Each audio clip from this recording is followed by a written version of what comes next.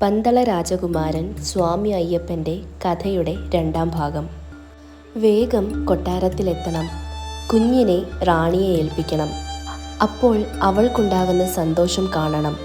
രാജാവ് ഇങ്ങനെ ഓരോന്നും മനസ്സിൽ ചിന്തിച്ചു.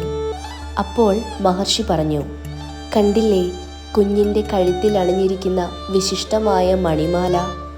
അതിനാൽ മണികണ്ഠൻ എന്ന് വിളിക്കാം. 12 വയസ്സ് തികയുമ്പോൾ ഈ കുട്ടി ആരാണെന്ന് മനസ്സിലാകും. അത്രയും പറഞ്ഞ് മഹർഷി മറഞ്ഞു. രാജാവിൻ്റെ ഹൃദയം സന്തോഷം കൊണ്ട് ത്രസിച്ചു.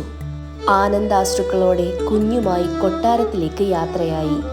കൊട്ടാരവാതിൽക്കൽ തന്നെ റാണി കാത്തുനിൽപ്പുണ്ടായിരുന്നു. രാജാവിൻ്റെ കയ്യിൽ നിന്ന് കുഞ്ഞിനെ വാങ്ങി മാറോടണച്ചു. രാജാവ് നടന്നതെല്ലാം റാണിയോട് വിശദമാക്കി. കുഞ്ഞിക്കാലി കാണാൻ കാത്തിരുന്ന രാജാവിനും രാജ്ഞിക്കും മണികണ്ഠൻ്റെ വരവോടെ ഏറെ സന്തോഷമായി. ക്ഷത്രിയ വംശത്തിനു ചേർന്ന രീതിയിലാണ് രാജാവ് മണികണ്ഠനെ വളർത്തിയത്.